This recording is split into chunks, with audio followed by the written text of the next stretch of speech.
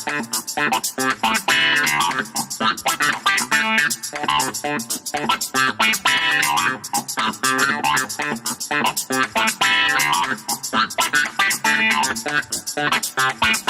ready for this? Come on, come on. What is going on, Human Hope listeners? Welcome to episode 85 of the Human Hope Podcast. This is your host, Carlos Enrique with the Guzman and Chival Cabello, or Los for short, and I'm here for you. It is Thursday, November the 17th. Did I say that or not? It's so funny. My son came walking down into the basement right when I started dancing, like right when I started moving. The smile on his face. Come on, Losai, show everybody the smile on your face. Look, here's a smile on his face right there. And I looked over to my left, and there he was. Losai, go ahead and say hey in the mic. Hey, everyone. What's going on? It's the Los and Losai show. It is. How was youth group tonight? It was phenomenal. Wait, it was? It was actually a phenomenon. Oh, wow. It was a phenomenon. Or phenomenon. Oh, if you guys are on YouTube right now, you can be, first of all, you can see the freshness that my son is wearing.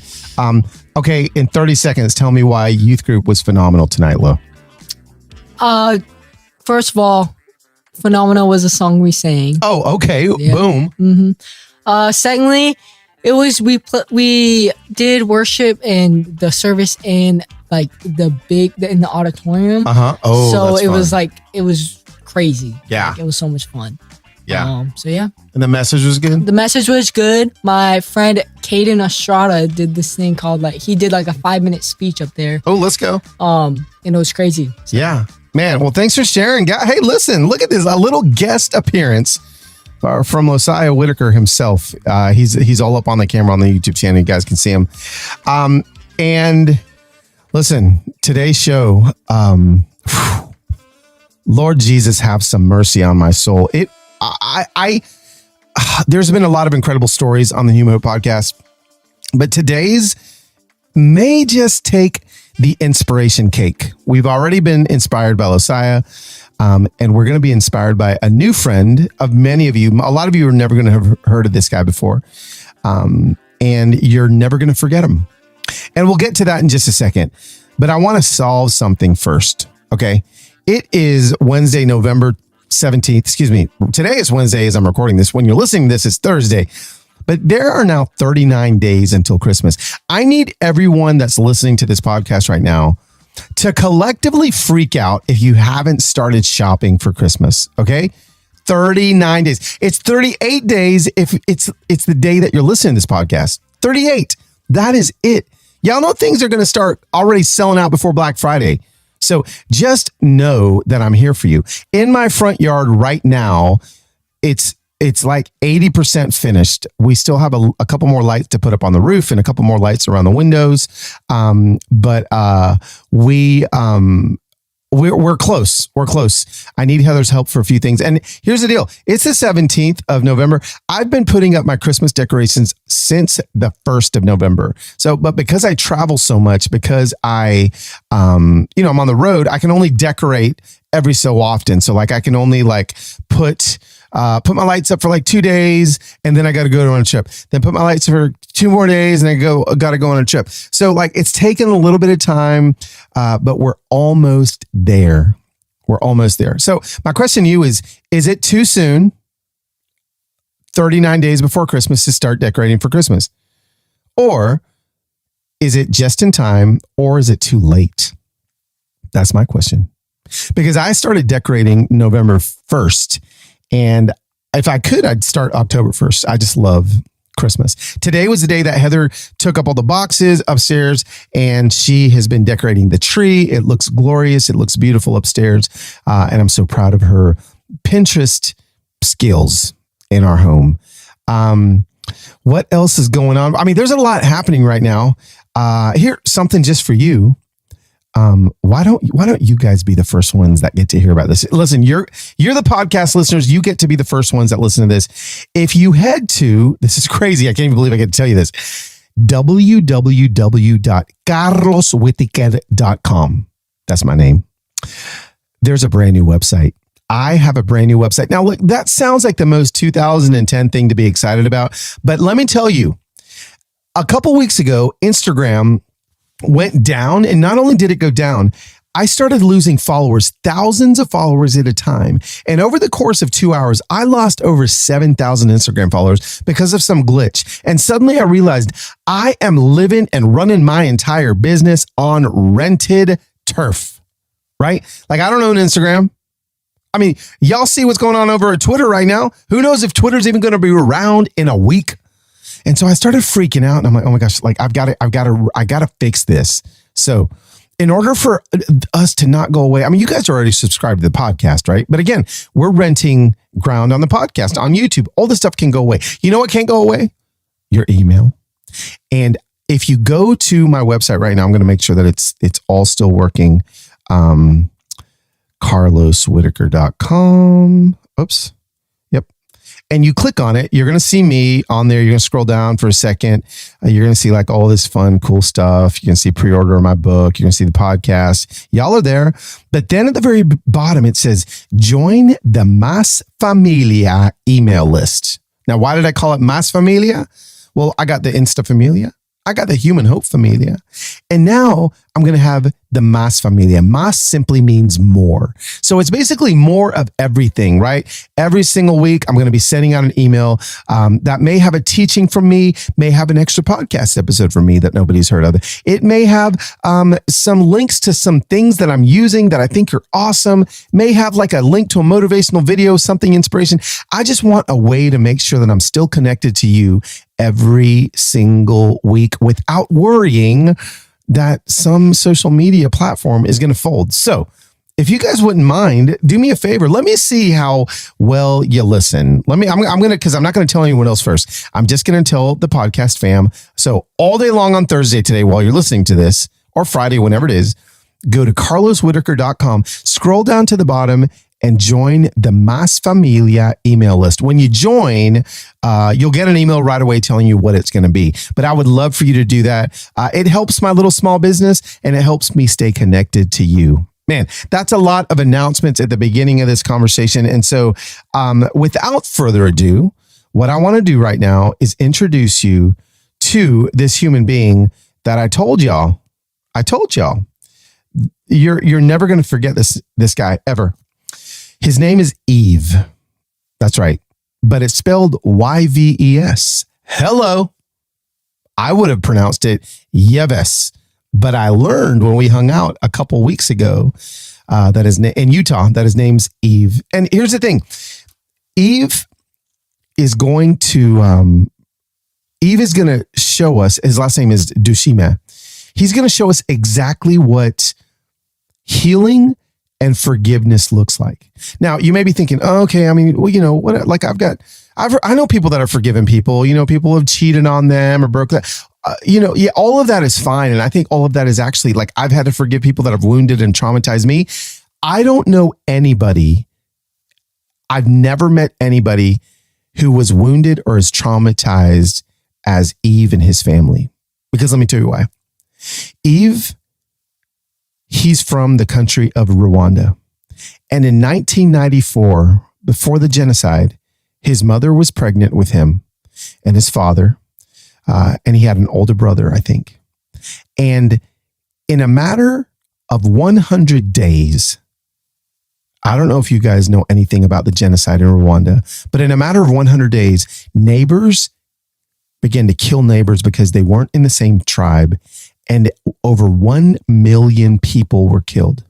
And Yves, his mother and his father escaped out of Rwanda.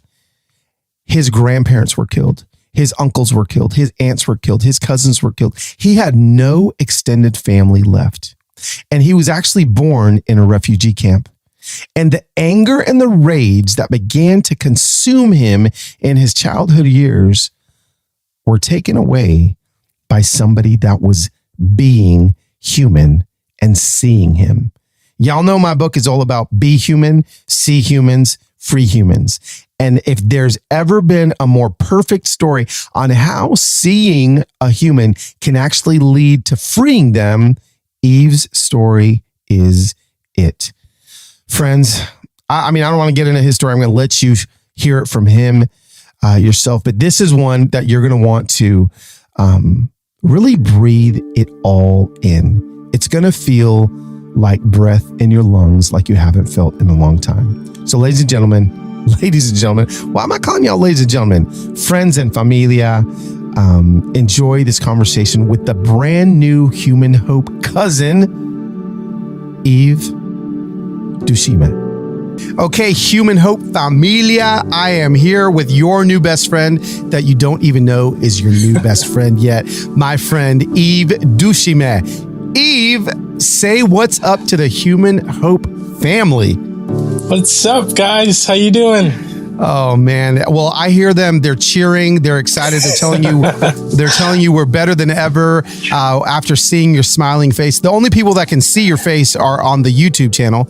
Everyone else is listening to your beautiful voice. And, you know, I've kind of already set up kind of where I met you and how your story truly impacted me. I mean, listen, bro, I travel full time for a living. I see people speak on stage every week. I mean, I'm inspired in some way, shape, or form. But brother, your story, I immediately went up to you afterwards and I was like, I need to have you on my podcast because the podcast is called Human Hope. And I think that your story can offer hope in various ways. It's funny, you asked me right before we started recording, so what are we going to talk about? What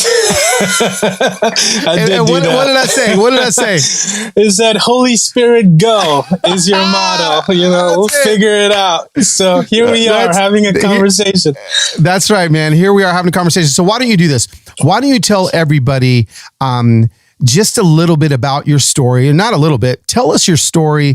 And where I want you to start from is actually, I'd love for you to start from the point where you were angry as a young man because of things in your past. Yeah. You know, my family is originally from Rwanda. And if you know anything about Rwanda, which is a tiny little country in the heart of Africa, you know, my people have gone through a lot. And so the Rwandan Genocide, which took place in 1994, it's at the center of my universe and would come to be for my entire life. And I didn't even know it would be because I was born a month after my family fled Rwanda in the refugee camps of Congo. And if you're listening and you have no idea what I'm talking about, in 1994 in Rwanda, there was a genocide, two tribes, Hutus and Tutsis, that were struggling for power. And within 100 days of the first shot being fired, 1 million people had been killed, and killed for the crime, the quote unquote crime of being born in an ethnic group they never chose to be born into. So I've never met my grandparents, my grandma, my grandfather. I've never met my uncles, my cousins. They were killed for a choice they never made. Wow. And, you know, the only extended family member I've ever met to this very day is my mom's little sister. And everyone else lost their lives for a choice they never made. And, you know, growing up as a kid, Carlos, I struggled to understand just how could people do this? You know, how could people do this thing? And I went out of my way to just look for answers everywhere I could. But in my quest for answers, I didn't find any, none that were good enough. And where that anger started. I can't imagine. Can you really quickly, before we get to where that anger started, I want the listener to really get this. When you say you only have met one extended family member, can you be specific as to like maybe how many of your family, or like when you say your whole family, like do you really mean your whole family? Yeah. So to be specific, I've met my mom, my dad, my siblings, adopted or otherwise, and my mom's little sister. Okay. That's it. That's all the people I've met in my entire family. Everyone else is dead or presumed dead. Wow. Because of what happened in Rwanda. And how many siblings did your mom and your dad have? So I have three brothers and two sisters. My parents adopted two more kids throughout our journey, our 15-year journey as refugees, and we're all kind of all over the world today. But that experience, that those 15 years that we spent moving from refugee camp to refugee camp, slum to slum around Africa, has kind of made us who we are today, and it's expressed in the things we do, the work we do in this very day, in each and every single one of us. But literally, mom, dad, siblings, mom's little sister. That's it. So grandparents, uncles, aunts, cousins, they all were gone in the genocide. Okay, so take us to now. Your parents flee. They're living as refugees. Yeah, you're born and you're living and growing up as a refugee. Yeah. So my mom was 8 months pregnant with me when she fled Rwanda, and this woman at 8 months pregnant, Carlos, walked for 2 weeks so I could live. Wow. She's my hero. She is my hero, and I love her to death. And I have spent every minute of every day making sure that sacrifice she made is worth it. Early on in the refugee camps, I was born in the refugee camps in Goma, which is a tiny town in Congo. And growing up, so we bounced around quite a bit, but the one thing that remained the same everywhere we went was I began to realize that some of the other people, the other families in the tents around us had extra people, right? They had uncles, right? Yeah, extra. Aunties. I like extra people. Yeah. So I began to, the older I got, I began to ask questions like, where are the rest of our people? How come we don't have? Where's grandma? Where's grandpa? And so I began to learn what had happened in the genocide to the rest of my family, but it made no sense to me. I still, even to this day, I can't process the thought of someone killing someone else for a choice they never made. Like today, in today's world, we experience that in different shapes or form, like someone hating someone else for a choice they never had, like people, for example, racism, if you will, just disliking someone for a choice they literally never made. Well, Rwandan folks took an extra step and took the lives of many, but I needed to understand, so I went out of my way to pick up any articles, any journals, anything, any books I could find along our journey that could just shed some light. But I didn't find any answers. And that left me brokenhearted, angry, but more than that, it left me with a hatred for humanity, because for 100 days, the world just stood idly by while 1 million of my people were being murdered. And they did nothing to try and stop it. And that anger and that hatred consumed every bit of who I was. And I saw no way out. So how old are you when you finally feel completely consumed by that anger? Oh my gosh. On paper, I would have been 10, 11. Really? Yeah. But we were forced to grow up so fast, Carlos. We were, so I might have been a 10-year-old, but in my head, I was 15, 16 years old, just buried in anger.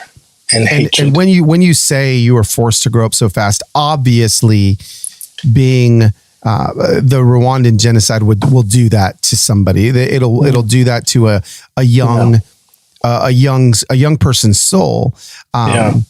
So what did that look like to be that angry at 10 years old? Are you out of the refugee camps at this point? Are you still in the refugee camps at this point? Yeah, so we've since moved out. In 2008, the United Nations High Commission for Refugees was able to resettle my family through a refugee resettlement program, which is not very common, by the way. Out of all the refugees in the world, which, by the way, right now there are 98 million in the world now. Wow. Only 1 to 2% will ever be resettled anywhere. Wow. So 98% will be born there like I was, grow up there, and die there, which is just devastating. And that number is only growing with all the crises around the world, the most recent one in Ukraine. But we were resettled. We were one of the few that got out. And we were resettled to Buffalo, New York in 2008 and have pursued a different life since. And, in the last 14, 15 years, that anger has found its way out of my heart through a few things that we can talk through here in a second. My heart has found room for love and compassion and a commitment to making sure everyone in the world within the sphere of my influence can live up to their optimal potential. And that's where we are today, Carlos. Wow. Yves, how old are you when you move from to Buffalo? How old were you? I was almost 15 years old. Okay, Carlos. almost 15 years old. And where was the last place you lived before you moved to Buffalo? So we lived in Lome in Togo in West Africa. So way on the other side of East Africa where we were before that. Yeah. Wow. So you're living in Togo, and what time of year did you move to Buffalo? Do you remember? Was it winter? Was it summer? October 29, 2008. And man, it felt like we had moved to the frozen tundras of Russia or something. It's crazy. It was madness. Okay, that's what I want to know. I want to ask you. Yeah. Pick up a family from 90, 95 degree weather every single day and drop them in upstate New York. Madness. Absolute madness. That's so funny. So here you are, a 15-year-old, pulled up from Africa, and you land in Buffalo, New York. Go ahead and begin to take us through the reality of first of all, I would love to just hear your point of view as a refugee family that was resettled, because I've actually had when everything was happening in Afghanistan last year, I had somebody that was still living there. Their family was getting resettled here in America. So just from your point of view, tell us about what that process looked like for your family.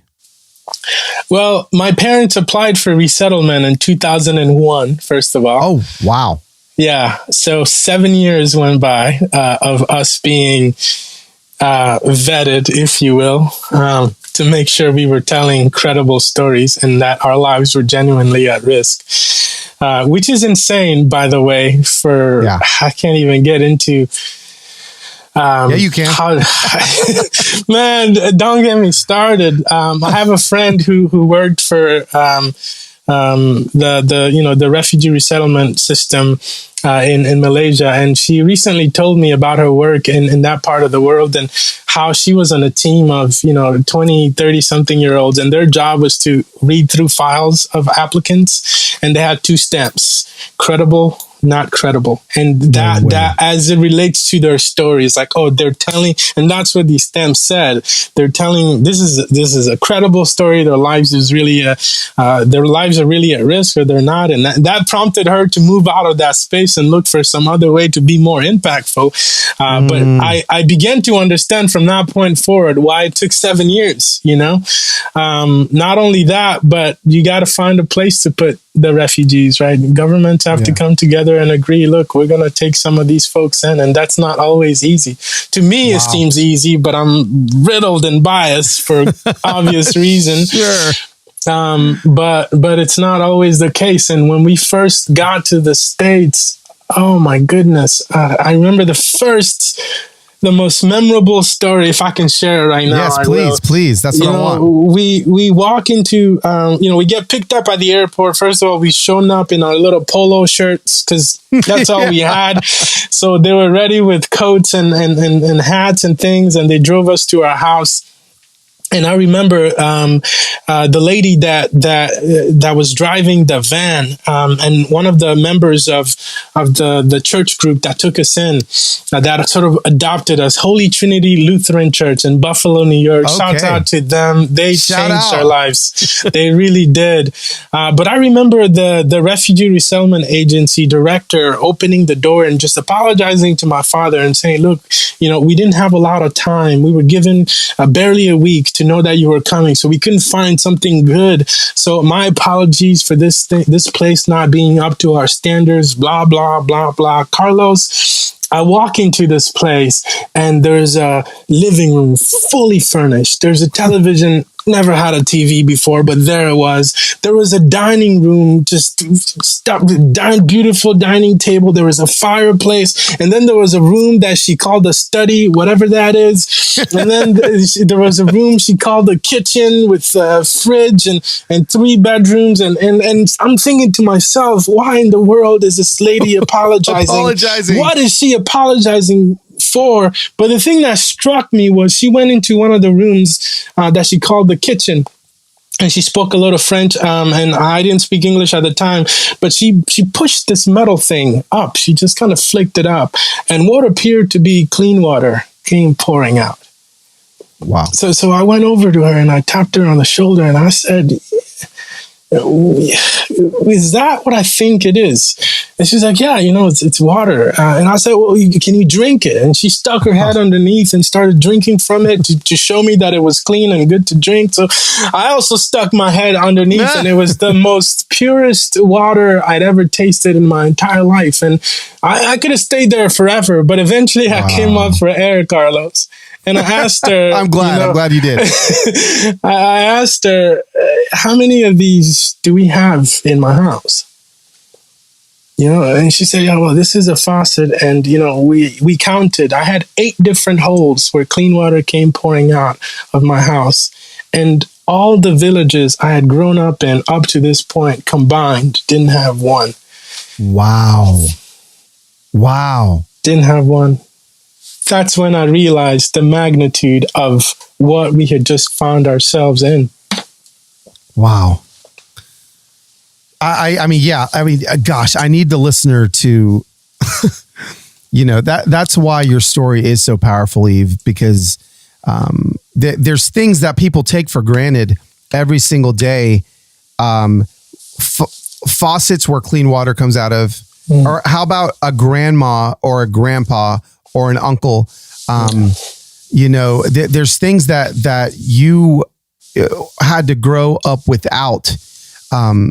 And so you get to Buffalo, you walk into the most incredible place you've ever lived in after somebody's apologizing for where you're going to live. A mansion. Yeah. And it's a mansion to you. And then tell me this, do you feel at that point, do you feel it from your parents? Do you feel it from your siblings? Do you feel any semblance of hope rise up inside of you? Or is your anger still suppressing it?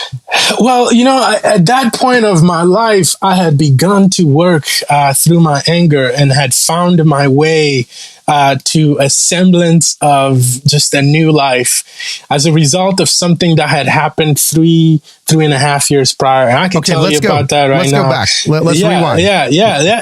Let's rewind. About 3 years before we moved to the States, my dad's a pastor, and we had a church that he had been compelled to plant in Lome in Togo, and one of the poorest countries in the world. But Dad is a pastor, and you can't take that out of him. And he was dedicated to bringing tangible hope to every community we found ourselves in. In fact, I remember growing up. He would say things like, "Oh, we're missionaries here," and I'm like, "No, we're not. We're here because the last government kicked us out. We don't have a choice. We're literally illegals in this place, and you're telling us that God has ordained our steps and led us here." It was madness. Wow. But he believed it, he believed it. And oftentimes I would hear from him and one of his closest friends, Yves, it doesn't matter what happens to us. You must love God and you must love your neighbor as yourself. Wow. But I always got caught up on that word neighbor, because it was my grandfathers and my grandma and my grandpa on my dad's side, their neighbors that marched down the street in the middle of the night with machetes and took their lives. They're literal neighbors. Yeah.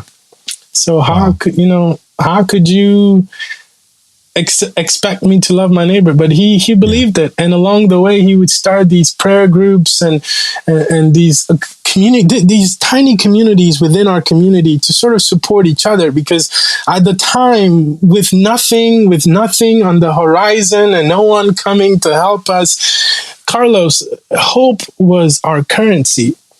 Wow. And he was determined to share that with everyone he knew. Now, hope is universal, right? It doesn't matter who you are, where you're from, what race, creed, religion you belong to.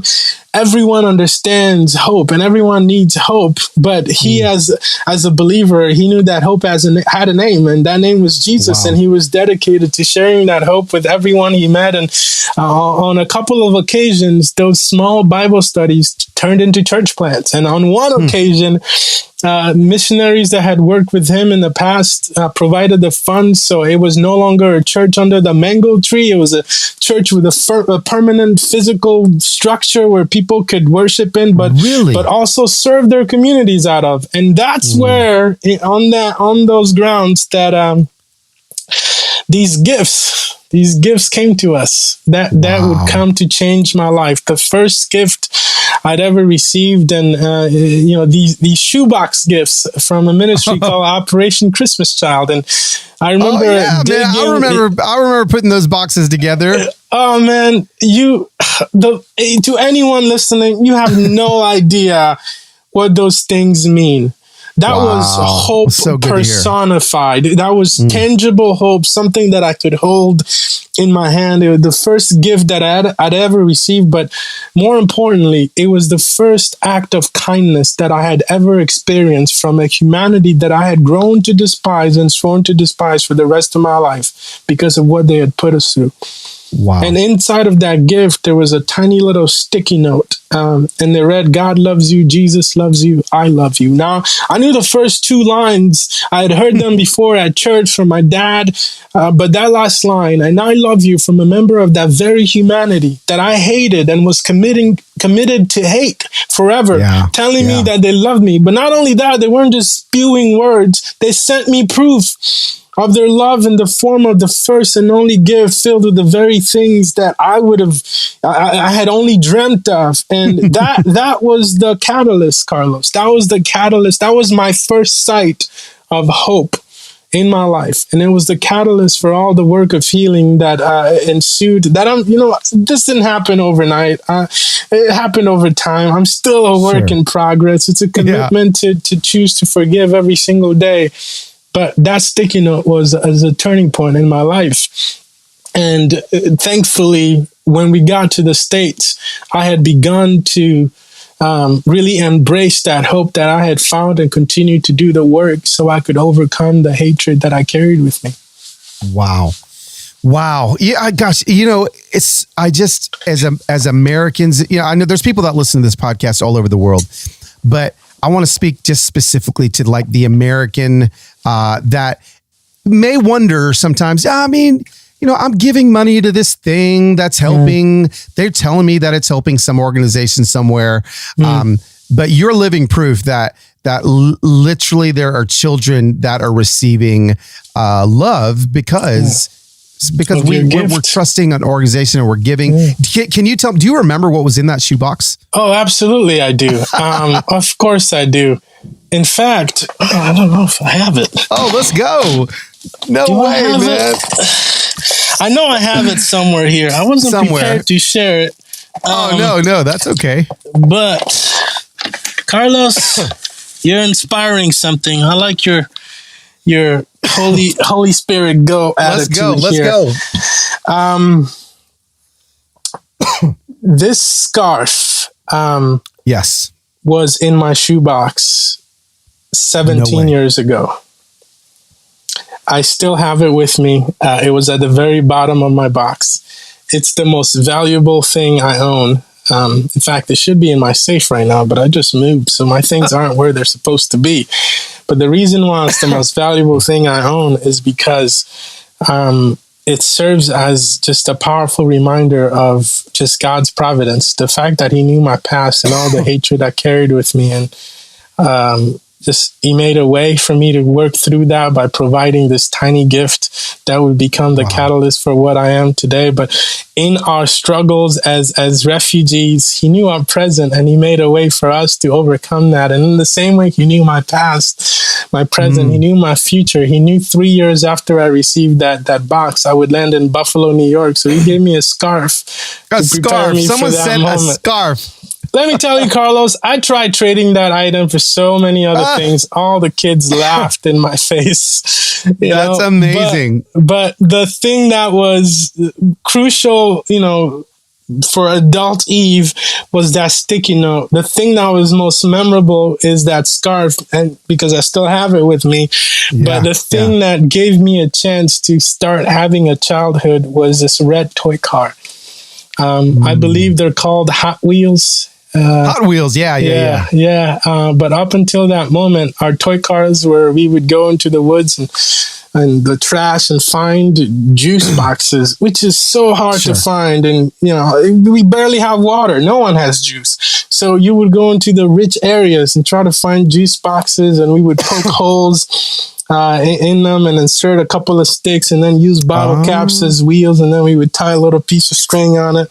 That was my toy car growing up. And in that box, there was a real toy car, and for me, and I got to play with that for the first time, and it gave me a chance to just be a kid. Man, I need, if you're listening to this podcast and you're not watching it, I need you to go over to the YouTube channel to watch when you pulled out that scarf. I felt the weightiness of it because it's right there next to you, and you got that in a box, right? It's right there. And you got that 17 years ago. And what I love is that God was like preparing you to move to Buffalo, as a 15-year-old. Talk to us about maybe the process of hanging on to hope once you got to Buffalo as a 15-year-old and into young adulthood. Carlos, we and by we I mean my siblings and my mom and dad. We didn't have a choice. We were the ones that, quote unquote, got out. Yeah. And the only choice was to commit every minute to making sure the people that we had left behind weren't forgotten. One of the most just inspiring people that I know is my brother Fidel. And Fidel was 4 years old when I was born, and my mom gave birth to me with no medical attention, no pain meds, and nothing. We were in the refugee camps, and as a result of that experience, Fidel, early on as a kid, he was like, "I'm gonna do something about this because no woman should ever have to go through this." And he was like, "I'm going to be a doctor that takes care of pregnant women someday." And we're like, "Dude, look around. There's no medical school here. There's that's a, pipe dream, But Fidel got here when we did. And, he was a senior in high school when we got here. Just worked his butt off, got some scholarships, took some loans, went to college. Finished undergrad and was like, "I'm still wanting to become a doctor that takes care of pregnant women." And he was able to go to med school. And Carlos, he is a OBGYN. He's a doctor. He's a physician today in Memphis, Tennessee. Wow. We had no choice. Love that. We had no choice. Yes. And the same is true for all my other siblings, even mom and dad. We had no choice. But to cling on to that hope and make sure as much of it gets back home to the very places we grew up in, because there it is so scarce and so limited, and we just had no choice. That is okay. I'm going to take a little turn here that I didn't know I was going to take, because when you said that, I immediately, it's so palpable, just the truth of the fact that your family did have no choice. Yet, how can you talk to Americans or whoever's listening to this podcast right now that actually they do have a choice? They actually do have a choice on whether to go all in with hope, all in with like, you know what? They're listening and they haven't been prepped. Their back hasn't been pushed up against a wall to where they're like, oh my, like you guys, like you had to do it. But I feel like that should be the way we all live. That should be the way everybody approaches this life. So talk to us that maybe haven't been in the situation that your family was in, but get us to the place where we can feel that same feeling of like, no, we're gonna do this. We're gonna get up. We're gonna go because we don't have a choice. Man, it's or is it even possible? Is it even possible to get somebody to understand? And that's the challenge, right? That's the challenge. I've spent the last, ever since I left college, I've spent the last 7, 8, almost 9 years of my life committed to conveying to the masses with my work the feasibility of seemingly unsolvable issues and how we can address and solve them if we just come together and embrace the thought of a better tomorrow. And that's the challenge, conveying that we can, we can do it. It's not too big of a dream. It's not impossible. We just need to be not just dedicated, but be intentional in making sure every action, every step we take is in service to whatever mission statement gets you out of bed every day. And, this is a tough question, right, Carlos? This is I don't have all the answers, but to me, what gets me out of bed every day? And I would ask anyone listening that very question, what gets you, why do you feel like you're here? What do you feel like you were created to do? Because everyone has a purpose. And the reason why I believe everyone has a purpose is because everyone has a gift. Some people were blessed with extra gift, but every single one of us has a gift. And I believe that there is someone out there who is in need of what only you can offer. Yes. So what is that for you? And what does that look like for you? And how do you feel about the days when you walk away from it or turn your back from it? At least that's the way I see it. That is so, I'm telling you, this is firing me up because the way that you say it and lay it out, going again back, I think the sentence I'm taking out from this is like, we had no choice but to hope, right? And I think to myself, okay, you know what I'm going to do?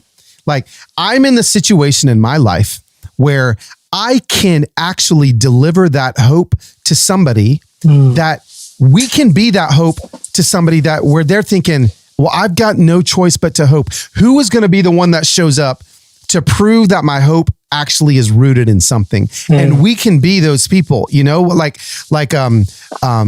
I love that for you. Your family was, you're right. Like, you had to get up every single day. There's those of us that, I want to say it this way.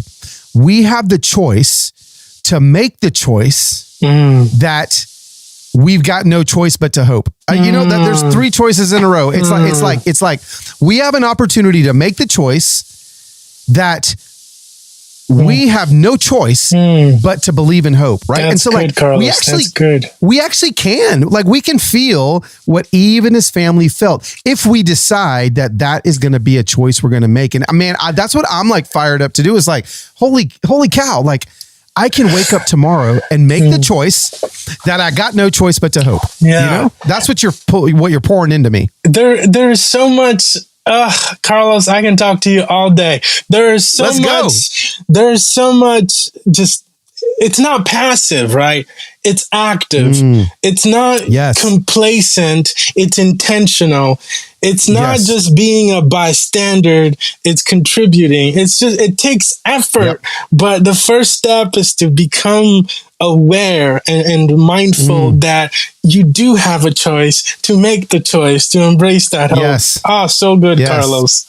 That is awesome. I'd love to end the conversation with just asking you, what do you have hope for in 2023? Like, this could be like, oh, like my favorite football team is actually going to be better. It could be like, oh, like I got a girl that I think is, like what are you hoping for in 2023? Man, Carlos, I just switched jobs recently. Okay. And my hopes are within that space, and I'd love to share a little bit about that. Please do.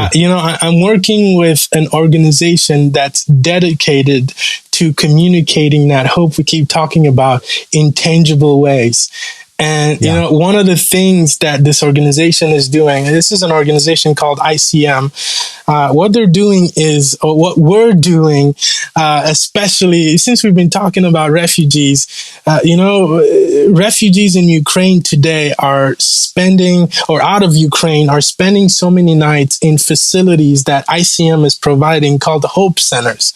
Can't make this up. This is what we call these buildings, these structures. Amazing. The resources and everything that we do in these spaces is helping to take care of Ukrainian refugees in these hope centers. And my hope for 2023 is just as a refugee myself, as a child of war, I want to see this war come to an end. But until it does, I want to see more people actively engaged in supporting the people that have become homeless, nationless, countryless, fatherless as a result of it. And ICM is helping to come alongside families, Ukrainian families who are in Moldova and Romania and places like Poland where they've escaped to, and bringing them that tangible hope. So my hope is that more people around the world will just be awake to the fact that it's not just this 24 hours news cycle. It happened. Now there's something else happening. So we've moved on. But that the world would just turn, their eyes back to some of these issues and try to provide tangible hope to a family out there. Now, especially now, Thanksgiving is what, next week? Yeah, bro. Thanksgiving. I don't know what day it is, what state I'm in. But I get it. Thanksgiving is coming up, and so much of what we do as a country is giving thanks. But also, in the week after Thanksgiving, we have what we call Giving Tuesday, and where the country comes together and tries to just help support someone out there, someone who is in a worse circumstance than they are, and in the climate that we're in. After going through the last couple of years, that is needed more now than ever. And for me, for my life to have taken the turn that it has, it took a $15 shoebox gift and a tiny little sticky note from my brother to become who he is today and helping the people that he is and all my other siblings. It didn't take much. So I just want to encourage people listening today to just share hope with someone out there, but do it in a tangible way, something they can feel, touch, and see. Yeah.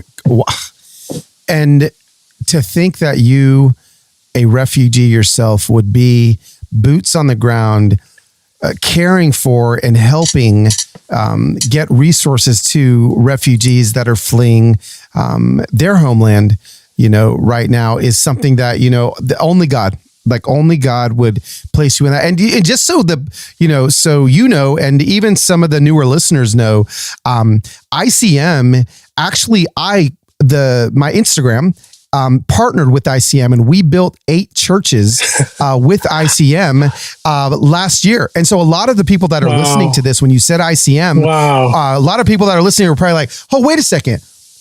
I gave money to Carlos's little giving blitz, and we ended up going to Gulu and seeing the churches that we built. So people are very familiar that are listening to this podcast with ICM. And so like, let's make it even more tangible. This podcast isn't like sponsored by ICM. Nobody's like paying me like to say this. This is out of my own heart.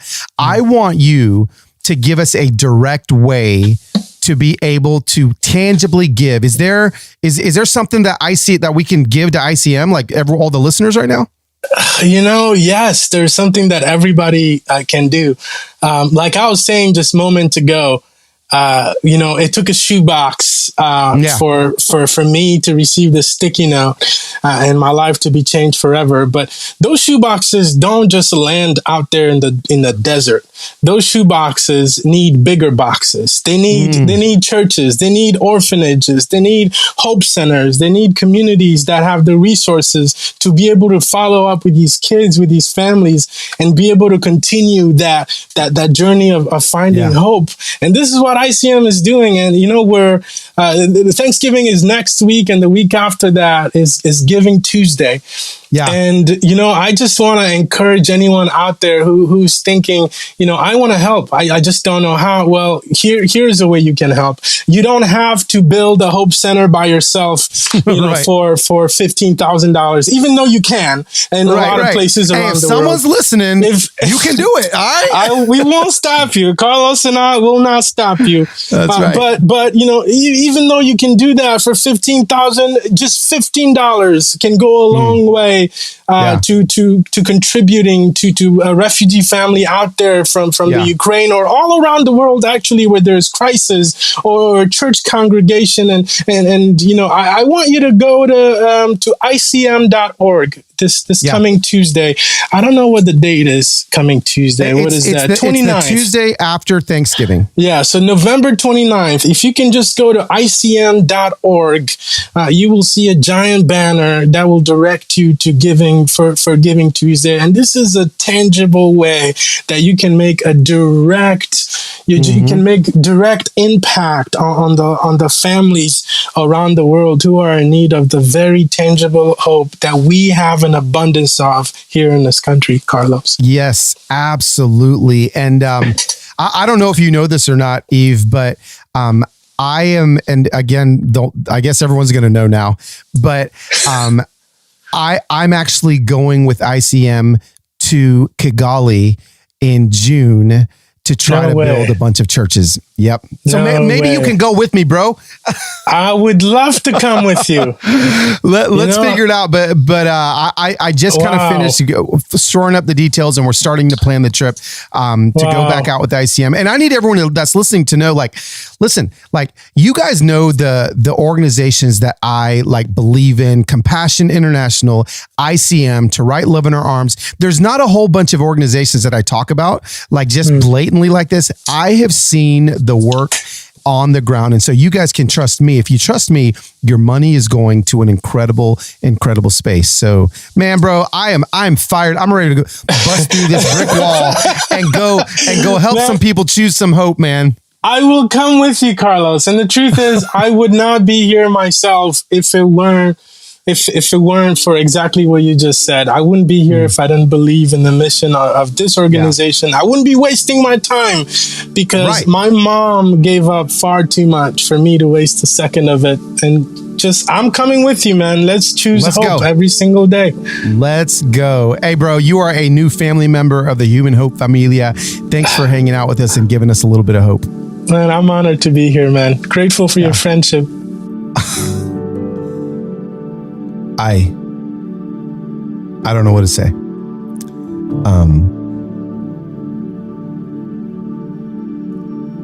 It's one of those conversations that I'm literally shook. Literally. Thank you, Yves, for coming on here and sharing your heart. And my challenge is, what's it going to take for you to see somebody and free somebody? Maybe it's heading over to ICM.org.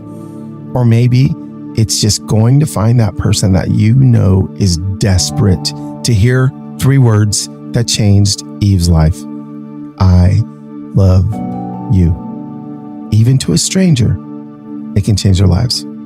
Hey, friends and fam, thanks for hanging out on another episode of the Human Hope Podcast. I hope this was everything I hyped it up to be and even more.